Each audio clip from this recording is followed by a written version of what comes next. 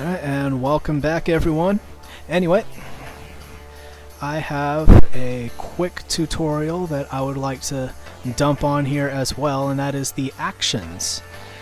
And the reason why I feel compelled to do an actions tutorial is because hardly anybody knows about actions or how to create them, and that is just a crying shame. So I am here to rectify that situation and to make sure that you guys at least get some semblance of how actions work and how to use them in ways that would augment your own drawing ability within Photoshop. So I am going to close this. I am going to open up the line art for this that I just had.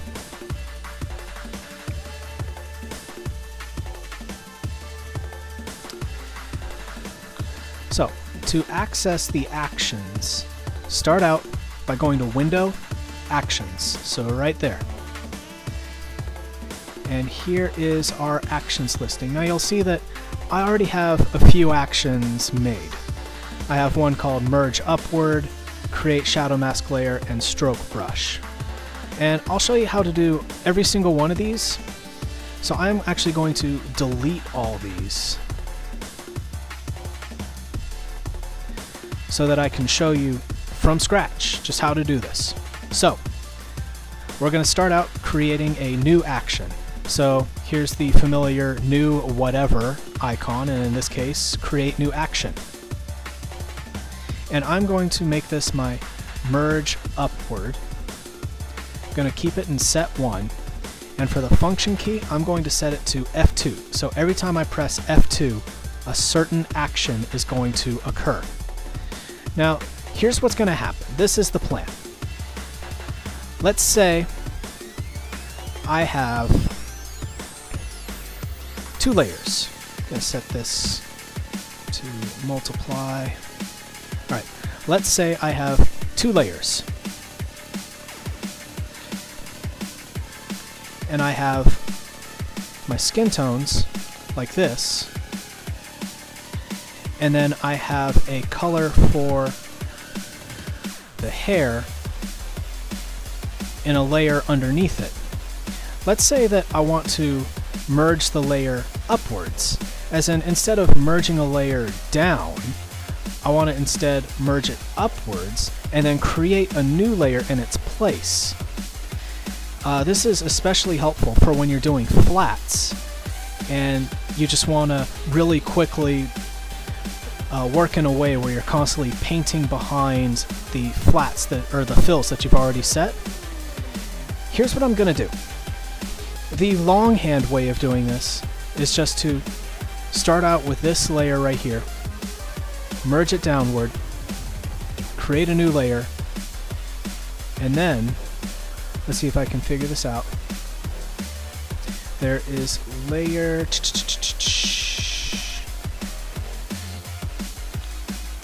there's something here called layer order or something. Well, the point is, I know how to, yeah, whatever. I just know the shortcut keys, I don't know their placement in the menu, so just bear with me here. So then I would hold down Control, and then I hit one of the bracket keys to move it down, and that's how I do it. So, that was terrible. Let me restart.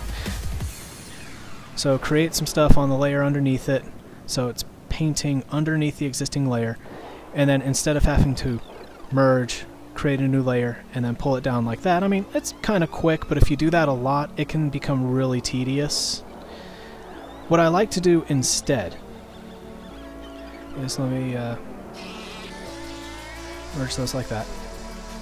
What I like to do instead is use an action that I created, and here's how we're going to create that action.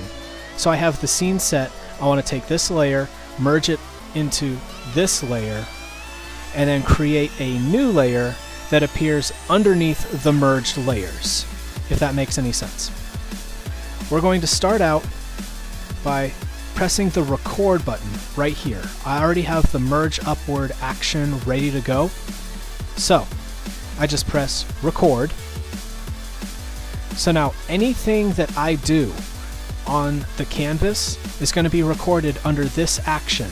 So if I select a tool and use the tool, you'll see that it now says fill right there, and I don't want that to fill, so I'm just going to undo that. But even though I undid it, the fill still appears there. So if I keep clicking fill, it'll keep adding them, and pressing undo is not going to do anything. In fact, it's just going to create a whole new action called select previous state. And it can get really hectic if you aren't really careful with doing actions. So it's good to experiment around with actions and just get familiar with the interface, because you can get this to happen and it can become kind of a mess. So what we're going to do is we're just going to select all these and we're going to stop recording. We're going to delete all those things that we just made. Delete the selection, yes. So here we go. As I was saying, we are going to do this to merge it upward. Press the record button.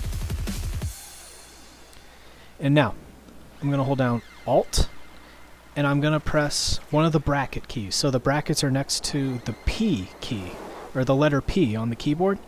And I'm going to press,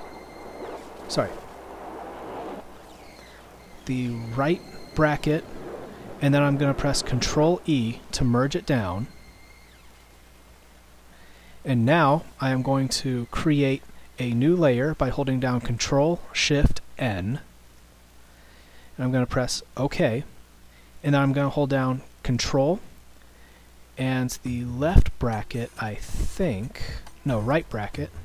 Nope, left bracket. To create, or to move that new layer down. So you'll see that my actions look kind of a mess right here. There are a lot of redundancies, like select background layer followed by select forward layer, and then select forward layer again. That's just me making a mistake because I don't know what the shortcut keys are. So I'm going to stop recording right there, but this is pretty much all that I need, and all that I have to do is just find the redundant layers that I remember and delete them accordingly. So now that I have this in place, whenever I press F2, it's going to do the following things. It's going to select the forward layer, which in this case is layer 2. It's going to merge the layer down. It's then going to create a whole new layer on top of those merged layers. And then the final step, the move current layer, is going to take that new layer and it's going to move it back down. So it's a little bit complex, but the end result is you will have an image where every time I press F2, it will merge it upward into the existing layer. So I paint like this, and if I don't press F2 and just keep painting, you'll see it paints on top of it like this.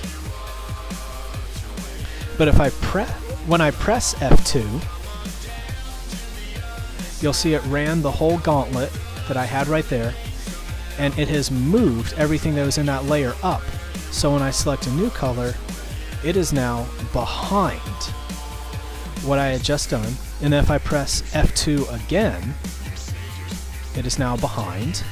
Press F2 again, it is now behind, and so on and so forth. So when I'm doing flatting, when it comes to really detailed objects, being able to work in this manner where you're constantly painting behind fills that you've already put in, it's very useful to have.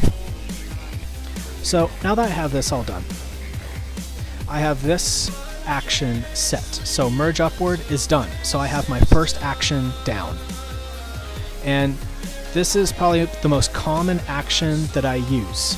And I use it a lot. So let's just close this. Don't need to save it because I already have flats for this set. There we go. Now one way that I work is when I shade an image, what I'll do is I will select the color wand, have my flats layer selected, and then I will click on all the parts that I want to shade at a time. So in this case, if I want to do the skin tones, I select all the skin tones using the color wands, making sure the tolerance is at 0, anti-alias is off, contiguous is off, and sample all layers is off. And once it's all selected, I press Ctrl J. So now I have my own separate layer with all the skin tones in place. So let's put these back on. And what I normally do is my first step is getting the shadows in place. And the way I do shadows is a little bit unique, so watch closely. I create a new layer, and then I press Alt-Delete while I have my shadow color selected. So I have a warm shadow right here selected, a kind of a warmish purple. I press Alt-Delete. I set the layer mode to multiply. I hold down Alt, and with the Alt key held down, I go to my Layers menu and I click in between the skin tones layer and this dark purple layer I just created. And you'll notice I missed a spot. I missed her neck right there. Not a problem. Just hold down Alt. Just undo that right there. Hold down Alt and click in between to deselect them. Go into the flats layer, selecting the neck, pressing Ctrl J again, merging these two layers together, and then again holding down Alt, clicking in between these two layers. There we go. Now I have everything nice and you know, that shaded color.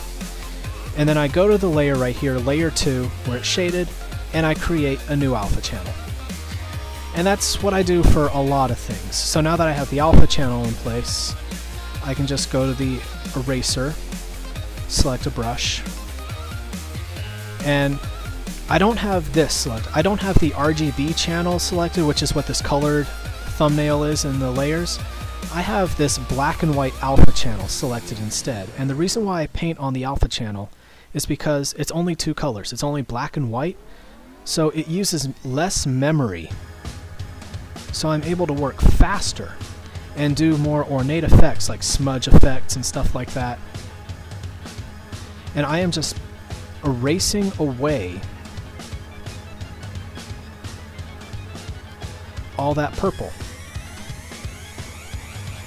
And what this method allows me to do is it also allows me to make for more convincing drop shadows. So here's a good spot. You'll see how kind of the socket of her eye is darker on the underside. This is true for proper light logic. I'm going to switch the colors here, so now I'm using black. The opacity is set to 100%. I just drop it down like that. Now this is more for the shading tutorial. I'm just getting this out of the way just to show you guys the reason why I work this way. It's because now I have these much better, more realistic shadows. So I don't have overlapping shadows. I have shadows of a similar intensity. So now that I've said all that, the key point is making this layer right here. And it takes several steps to make this layer, but the steps are the same every single time. Create a new layer, make it a dark purple color, set the layer mode to multiply, give it an alpha channel, and set the tool to eraser. It's all the same thing. So here's what I do. Just delete this layer and let's start again. I am, instead of doing all those steps I just mentioned previously, I am going to create a whole new action, and I'm going to call it Create Shadow Layer. I'm going to set the function key to F3, and I'm going to select Record. You'll notice that when you select Record, it automatically turns on Record, so anything you do is going to be recorded to this particular action. Normally I just stop recording and get everything all set up, but I am pretty much ready to go into this, so I'm going to record. Now watch, as I do certain actions within the canvas, they will start to be added to this new action, this Create Shadow Layer action. So I'm going to hold down Control, Shift, and N to create a new layer. I'm going to set the layer mode to multiply. I could even name it Shadow if I wanted to. And now check this out. Select OK, and now it has Make Layer. And under this, you'll see I have extra details. So it's creating a new layer, it names it shadow, and it sets the mode to multiply.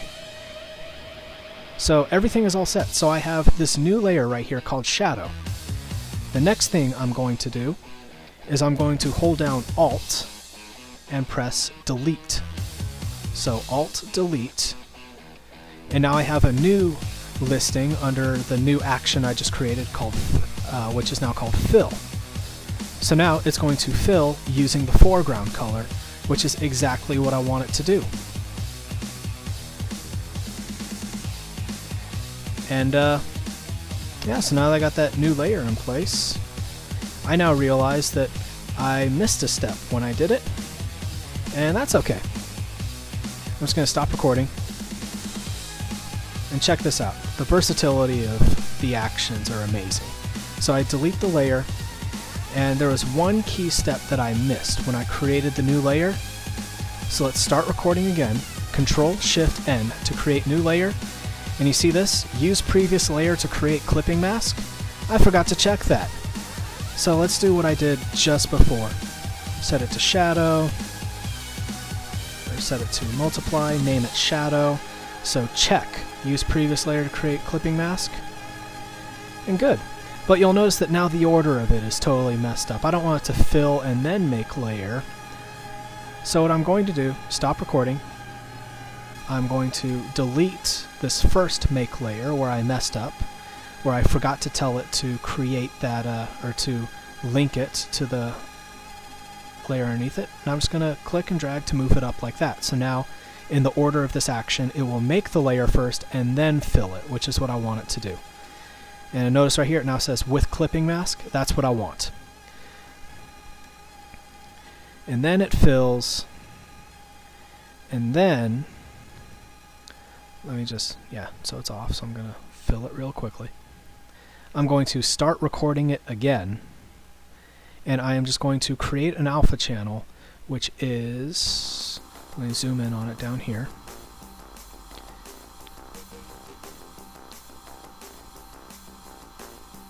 Which is this right here, where it says add layer mask. Click this icon right here. So now you'll see that I have the alpha channel, or the layer mask right there. And under this new action I just made, it now has a listing for make. So it makes new channel, mask channel using reveal all. So that's how I want it to work. And there you go. We are done creating this new layer. So I'm going to stop recording, and this action is now done. So theoretically, when I delete this layer, I just pick my shadow color first, which is going to be a dark purple, and when I press F3, it should create a new layer that is linked to the layer underneath it, which is the skin tones, and it should give it an alpha channel. So F3, just like that. So that saves me a precious few seconds, but if I do that dozens of times in an image, over dozens of images, the time it takes me to set up that action is immediately saved over time. So there we go. So once I have that in place, I can just jump into the eraser and go straight on into it. Just like so.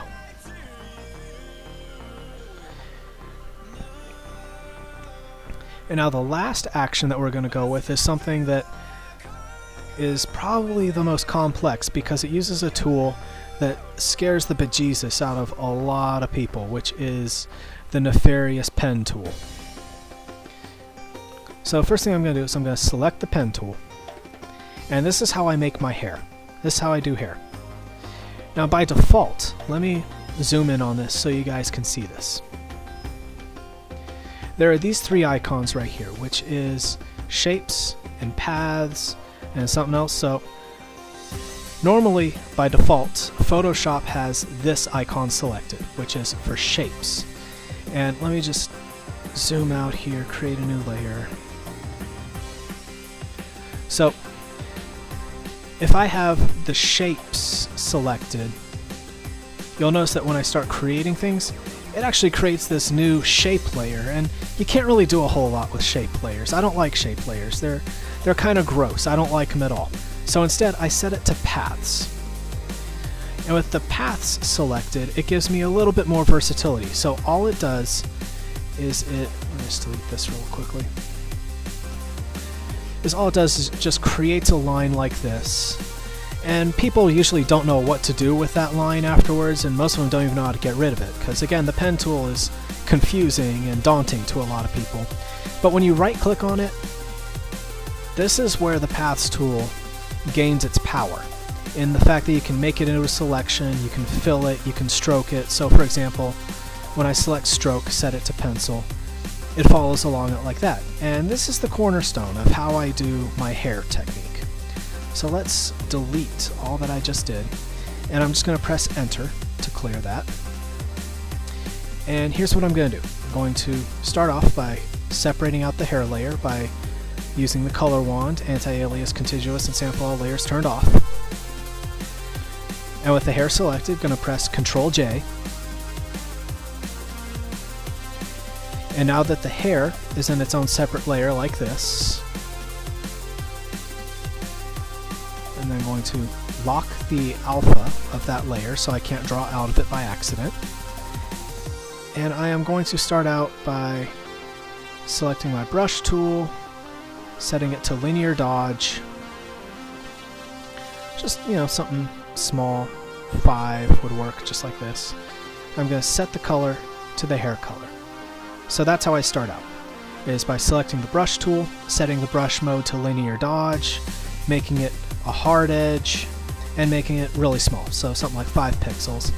And hypothetically, the way I'm going to do this is just by going, you know, lots of strokes like this to make the hair, but you'll see that looks absolutely dismal. That looks terrible. Absolutely terrible. So instead, I like to depend on the pen tool for this. And the way I do that is I start out with the pen tool, make sure it's set to paths, not shapes, paths, and I just click in one point, and then I hold down and drag so I get a parabola or a curve like that, and then I right click on it, stroke path. I'm going to set it to brush and turn on simulate pressure, and we get something like this, just a single stroke. And then to clear this path, I just press enter.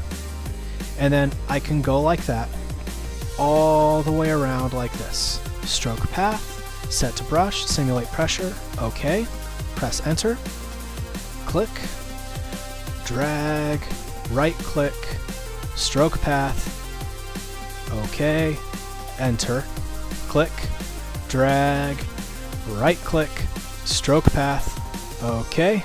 And now you start to understand why actions are important, because I'm doing the same exact process dozens of times. So let's create an action for stroking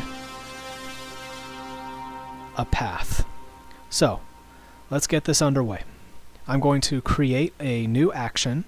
I'm going to name it stroke path, and I'm going to set it to F8. And the reason why I set it to F8 is just because of the ergonomic position of F8 on the keyboard. It's in the center, it's close, it's easy for me to get to. And when I'm going to press this hundreds of times in a single drawing, ergonomics is important. So let's stop recording here really quickly, because I don't want it to record me putting down the path. So let's start out just by creating the path itself. There we go. Start recording. Right click, stroke path, brush, simulate pressure, OK. And now it says stroke work path. And then all I have to do is just press enter, deselect path, and then I should be done. So now, every time I make that, instead of right-clicking and going through all that, I just press F8, click, click, F8, click, click, F8, and now you start to see that I am going crazy fast on the hair now. check that out. So like I said, actions are a little bit complex. They're certainly not for Photoshop noobs, but for those of you with a little bit of Photoshop experience and even a little bit of coding experience doesn't hurt.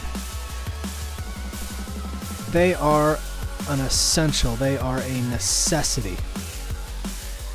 I love, love, love my actions. So you see that I am just flying through the hair now. Instead of having to go through all those menus with every stroke, I am able to get the benefit of the pen tool's smooth lines with the simulated pressure, but at the same time, I'm not slowed down by all the menus I have to go through to do this effect, because just powering through those menus is set in the actions that I have made. So there we go. Instead of that hair taking me over an hour to do, I could probably get that done in about 10 to 15 minutes. So anyway, that's just a few examples of the actions that I work with, and these are the 3 actions that I swear by the most. So I hope this has been helpful for those of you who have been looking in. And as usual, if you have any more questions or comments, feel free to direct them my way. You can find me at vest.deviantart.com, or you can email me at daviddelante@gmail.com. So, hope this has been quite helpful for you guys. Remember, just feel free to push buttons whenever you want to, because that's the way you figure stuff out. It's just by pushing buttons, see what they do, and if it breaks, well, that's why they made the undo key. So, hope this has been a help. And thank you all for your patience and for swinging by into my chat window for giving me input while doing this. Take care, y'all.